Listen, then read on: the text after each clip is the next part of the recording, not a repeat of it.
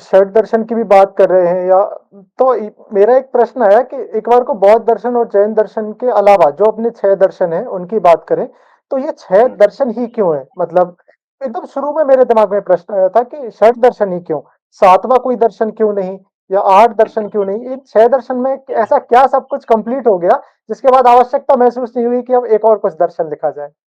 उस पर जब चर्चा करेंगे तब स्पष्ट होगा, क्योंकि उसमें जितनी संभावना है, जितने कोणों से परम सत्य को सोचा जा सकता है, वो सब उसमें आ गए हैं।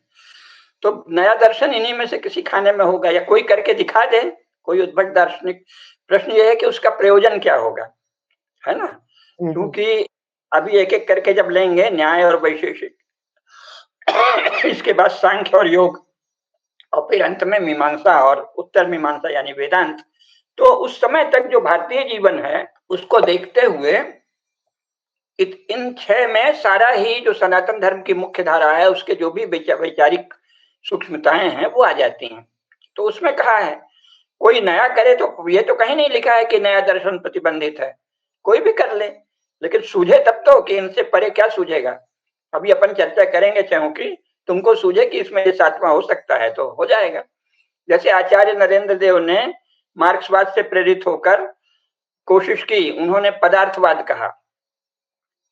उन्होंने कहा कि ये जो मार्क्सवाद है ये पदार्थवादी अद्वैतवाद है, लेकिन वो इसलिए नहीं सिद्ध हुआ कि पहली बात कि वो पदार्थवादी अद्वैतवाद है ही नहीं है, उसका तो मूल नाम ही है डायलेक्टिकल मटेरियलिज्म है, डायलेक्टिक्स पर निर्भर है ना, संघात पर। तो अद्वैत कहां से हो गया? जो टकरा रहा है, जिसका प्रारंभिक टकराव से, संघर्ष से है, वो अद्वैत कैसे हो गया? तो उन्होंने एक शब्द तो दे दिया, पदार्थवादी अद्वैतवाद। अगर कोई किसी भी प्रकार का अद्वैतवाद है तो उसमें टकराव तो नहीं होगा, है ना? और पदार्थवादी अद्वैतवाद आपने मार्क्सवाद को कह दिया, और मार्क्सवाद सारा इस पर निर्भर है कि संघर्ष से ही सभ्यता आगे बढ़ती है, वर्ग संघर्ष से, है ना? तो उस पे नहीं विचार किया। तो ऐसा अभी तक कोई प्रामाणिक रूप से, या किसी ने देहात्मवाद एक दर्शन देने की कोशिश की।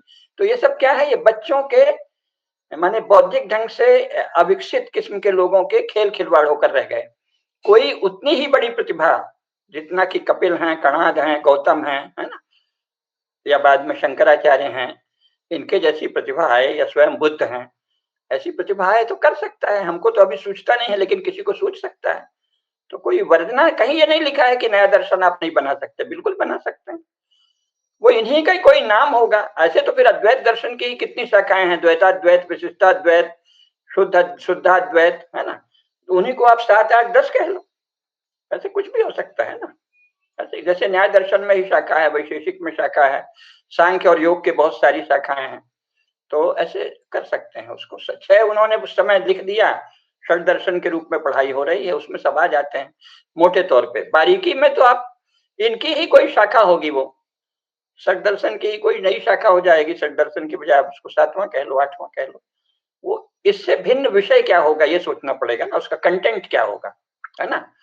फॉर्म में आपने कुछ भी नाम रख दिया, सातवां आठवां, कंटेंट नया लाना पड़ेगा ना। क्या हो सातवें में, वह में क्या हो? जितना इनमें गिनाया गया है उससे परे और क्या है, उससे हो।